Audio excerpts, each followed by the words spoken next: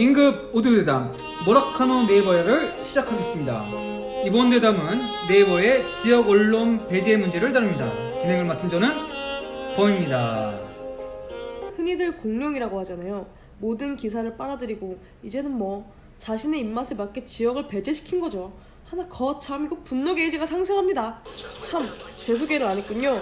저는 연입니다. 예, 정말 사태가 심각하군요.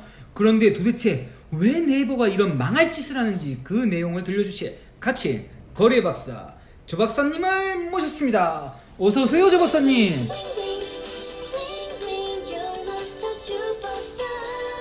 네, 안녕하세요. 조 박사입니다. 포털의 횡포를 더 이상 지켜볼 수 없어 칼을 뽑아들었습니다. 네, 지금부터 5분 동안 포털의 이번 정책이 얼마나 큰 문제인지 같이 이야기 나눠보겠습니다.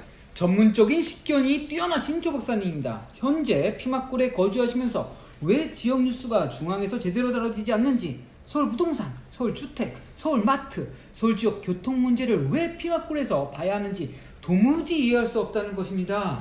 맞아요. 이게 포털에서 지역을 다루는 방식이 딱 이겁니다. 축제, 대형사고, 스포츠 경기, 맛집. 그 밖에는 이야기를 찾아볼 수가 없어요. 정말 안타깝습니다.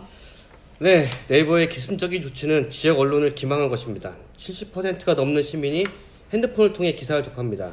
모바일상에서 구독 언론사를 44개로 제한해 놓으면서 지역 언론을 단 하나도 포함시키지 않았다는 게 가장 큰 문제죠. 세상에, 정말 그렇습니다.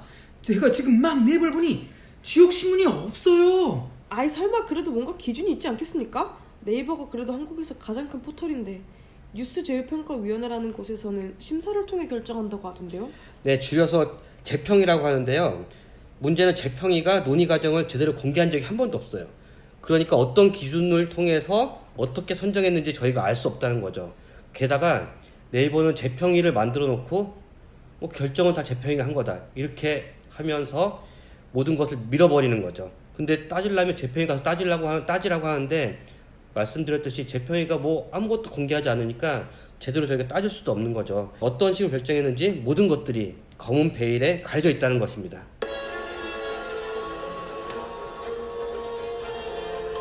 와, 나 그거 갑질이네. 그동안 뉴스를 믿기로 확정시켜놨더니 이제는 버리는 건가요? 고진감래, 아니 감탄고토. 네, 맞습니다. 지역 뉴스는 장식도 아니고 구색 맞추기도 아닙니다. 저 역시 피막골에 살지만 왜 우리 지역의 뉴스를 포털에서 찾아볼 수 없는지 안타까울 따름입니다.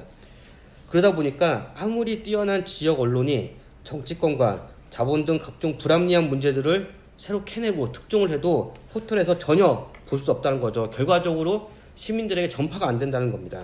이런 악순환이 저널리즘의 기능 약화와 함께 지역 민주주의의 기반을 뒤흔들게 된다는 겁니다.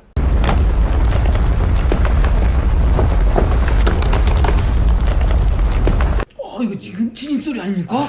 네, 방금 들으신 지진 소리, 이게 바로 민주주의, 지역 민주주의가 무너져가는 소리입니다. 맞아요. 지역 언론인들의 자존감들도 많이 떨어져 있는 것으로 보입니다.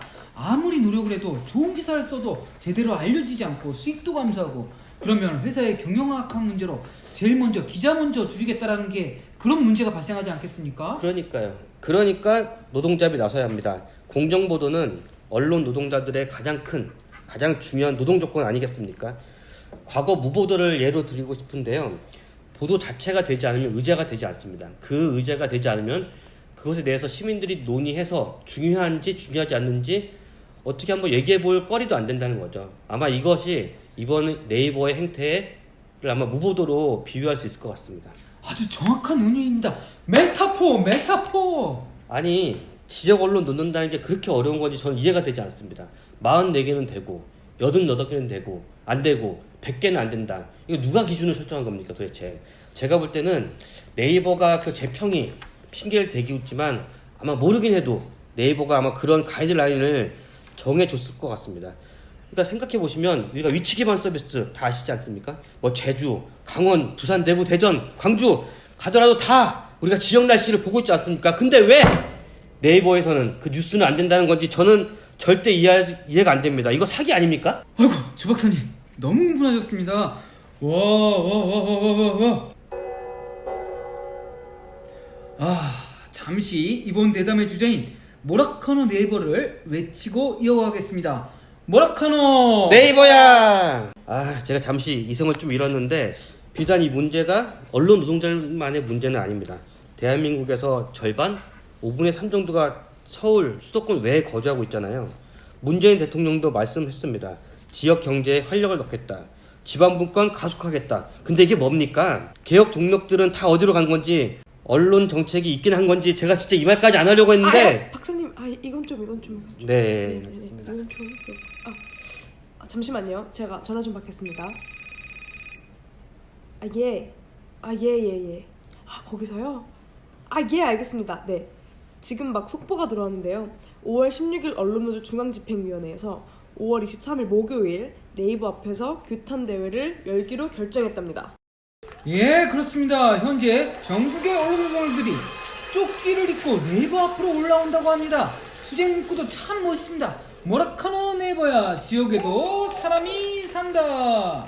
네, 그렇습니다.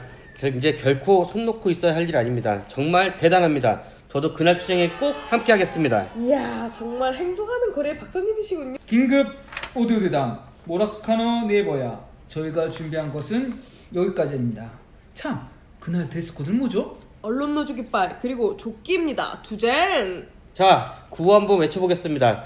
모라카노 네이버야, 지역에도 사람이 산다.